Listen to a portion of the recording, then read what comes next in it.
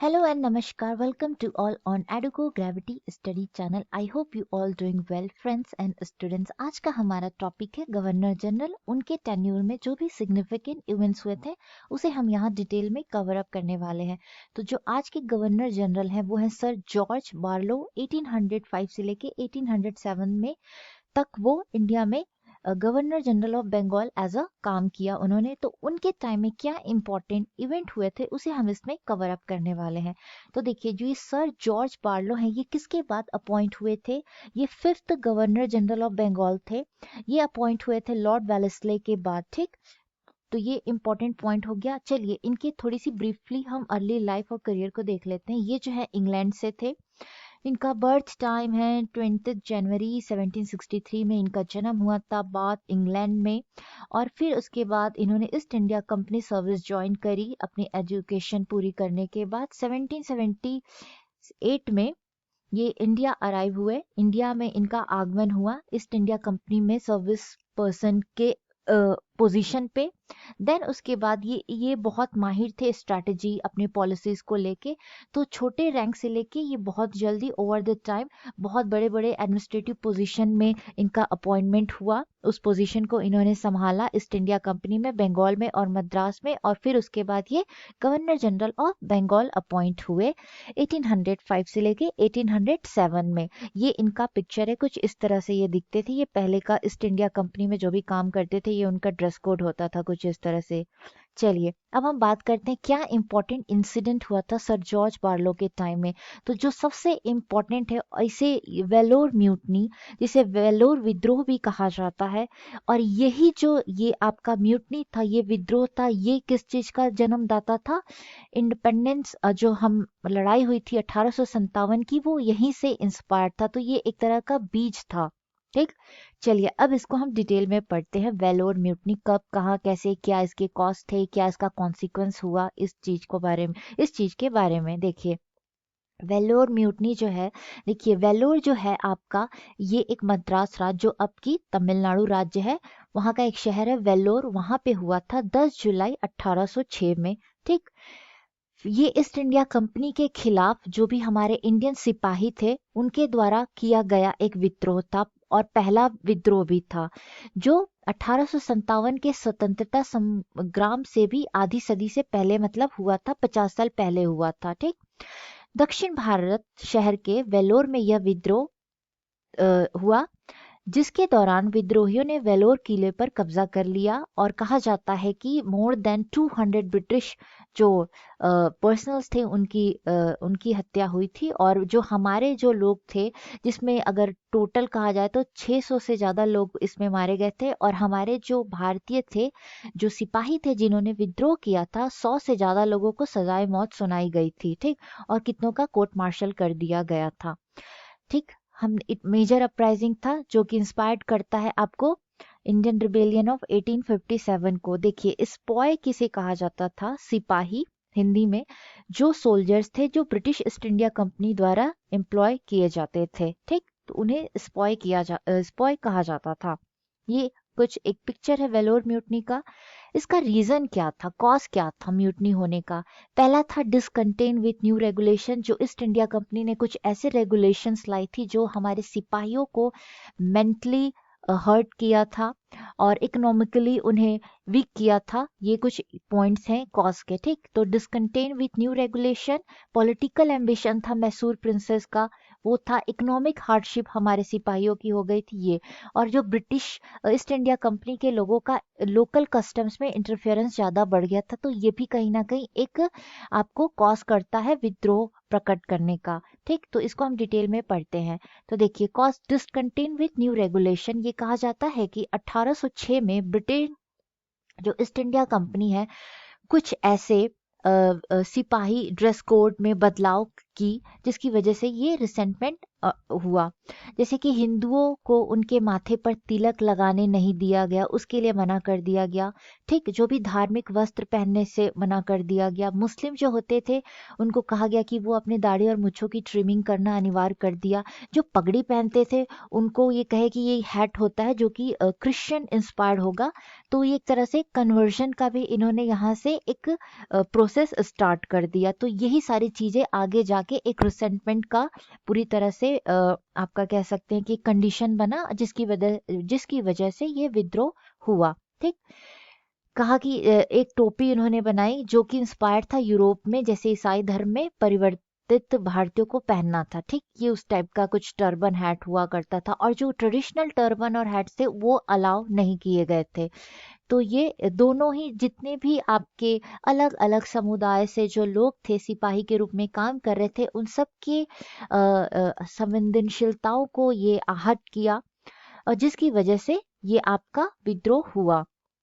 Discontent with new regulation in 1806 the British introduced new regulation, जहाँ पे force किया गया इस सिपाहियों को कि वो अपनी बियर्ड और मूछे जो है उसको शेव करे, जो कि अगेंस्ट था जो मुस्लिम सिपाही थे उनके अगेंस्ट था। जो हिंदू होते थे उनके जो अपने जो धार्मिक वस्त्र थे उसको पहनाने से उन्होंने मना कर दिया कि नहीं, ये नहीं पहने जाएंगे, ये अलाउ नहीं है।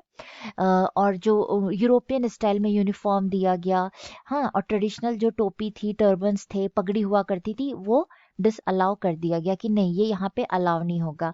तो ये जो थे ये देखा गया as an attack on spouse religious belief, धार्मिक आस्थाओं पे ये ठेस की तरह लग रहा है, इसको इस तरह से देखा गया, जो कि हमारे कल्चरल आइडेंटिटी को मिटाने का एक सीधा प्रोसेस था ईस्ट इंडिया कंपनी के द्वारा और ब्रिटिश सरकार के द्वारा भी, जिसकी वजह से ये रिसेंटमेंट आपका पैदा हुआ।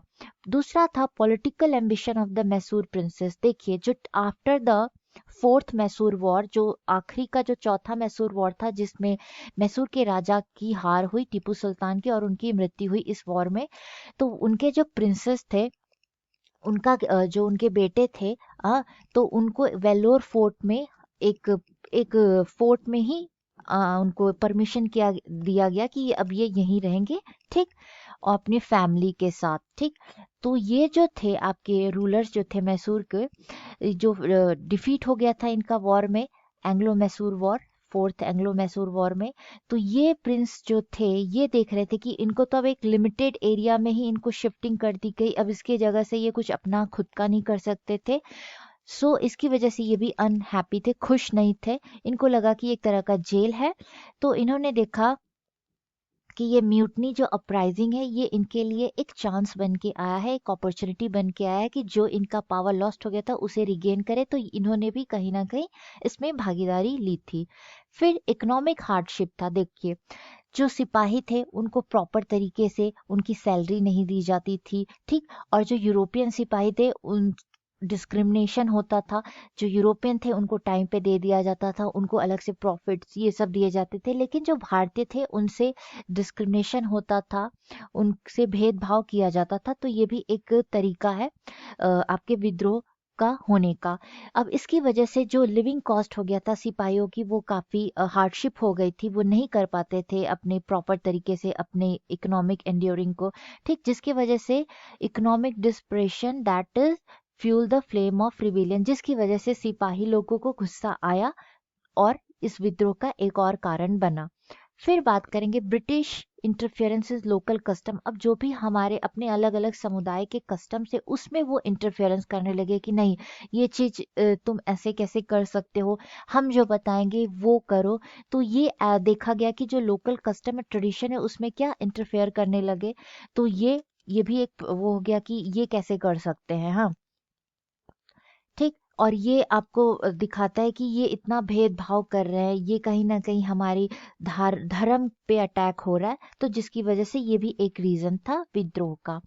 देखिए, फिर उसके बाद कॉन्सिक्वेंस क्या हुए आपके विद्रोह के। Increase British security measure. अब देखिए, ये जो विद्रोह हुआ तो इसमें बहुत सारा आपको ब्रिटिश गवर्नमेंट ने सीख लिया कि ये जो है, इससे आगे जाके ये चीजें और भी हो सकती हैं इन फ्यूचर। तो इन्होंने कुछ मेजरमेंट्स अपनाए, जो कि आगे जाके कि और विद्रोह ना हो, तो उसको इन लोगों ने कम करने के लिए कुछ मेजर्स को अपनाए।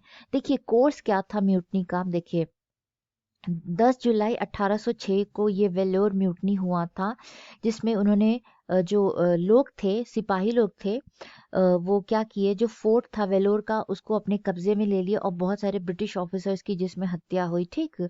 और जो मैसूर का राजा था उसको भी उन लोग इम्प्रिजन, मतलब इम्प्रिजन में जो था, मतलब वो फोर्ट में जो कैद था उसे उन लोग फ्री कर दिए, ठीक। ये इसका एक रीजन था। फिर उसके बाद क्या हुआ देखिए, तो जब ये म्यूटनी हो गया तो ब्रिटिश ईस्ट इंडिया कंपनी को लगा कि ये फ्यूचर में भी कर सकते हैं, तो उसके पहले उन्होंने सिक्योरिटी मेजर्स लिया, अपनी सिक्योरिटी टाइट कर दी, ठीक, कि अब अगर भविष्य में और कोई विद्रोह ना हो सके, तो उसके लिए उन्होंने बहुत स्ट्रिक्ट रेगुलेशंस, नियम लाए, ठीक। मिलिट्री प्रेजेंस और ज़्यादा मिलिट्री पर्सनल में भर्ती किए, यूरोप से लाए गए और ज़्यादा मिलिट्री पर्सनल को डिप्लॉय किया गया एरियाज में, हाँ। और डिवाइड और रूल की पॉलिसी यहाँ से स्टार्ट कर दी इंडियन पॉपुलेशन में। फिर decline of Mysore Prince influence, देखिए ब्रिटिश जो था उसको एक डर हो गया था कि ये विद्रोह तो अब कभी भी हो सकता है, तो उन्होंने जो मैसूर के राजा थे, टीपू सुल्तान के जो बेटे थे, उन लोगों को क्या किया कि उन लोग को वेलोर से हटा दिया, ठीक, कहीं और शिफ्ट कर दिया, जिसकी वजह से अब कोई लीडर नहीं होगा तो लीड कौन करेगा, तो जिसकी वजह से जो सिटीजन्स थे वो कहीं ना कहीं उनको कॉन्फिडेंट उनका खत्म हो गया, ठीक। तो ये, और जो राजा थे उनका पॉलिटिकल एस्पिरेशन यहाँ पे खत्म होते दिखता है। अब वो दूर हो गए तो उनके पास ना तो इकोनॉमिकली पावर उतना था, ना ही मिलिट्री पावर था, जिसकी वजह से वो भी ज्यादा से ज्यादा अपनी ताकत को नहीं शो कर पाए अगेंस्ट ब्रिटिश सरकार। फिर ये इसका एक और ये पॉइंट था कि ये कहीं ना कहीं एक इंस्पायर्ड करता है फ्यूचर विद्रोह को, ठीक। जो Vellore mutiny serve as a precursor to the Indian rebellion of 1857, जिसमें 1857 की जो लड़ाई थी वो कहीं ना कहीं इसी से इंस्पायर्ड थी, ठीक। और ये एक तरह से एक बीज बन गया, एक बेस बन गया हमारे विद्रोह के लिए। तो ये इसके कुछ पॉइंट्स थे आपके governor general sir George Barlow, और उनके टाइम में सिर्फ एक ही इम्पोर्टेंट इंसिडेंट हुआ था जो कि बहुत बड़ा इंस्पिरेशन रहा 1857 के लिए भी, ठीक। इंडियन स्ट्रगल फॉर इंडिपेंडेंस के लिए एक जो था ये बहुत बड़ा आपका इंस्पिरेशन रहा। ये आपका मार्क करता है कि जो जर्नी है फ्रीडम की वो यहीं से स्टार्ट होती है, ठीक। तो ये कुछ इसके पॉइंट्स थे, होप आपको समझ में आया होगा। एक ही इंसिडेंट हुआ था जो कि बहुत ही इंपॉर्टेंट है, किसके टाइम में, सर जॉर्ज बार्लो, जो कि 1805 से लेके 1807 तक गवर्नर जनरल ऑफ बंगाल थे। तो मिलते हैं नेक्स्ट वीडियो में इसी टॉपिक के आगे सीरीज के साथ, तब तक के लिए हैव अ ग्रेट डे।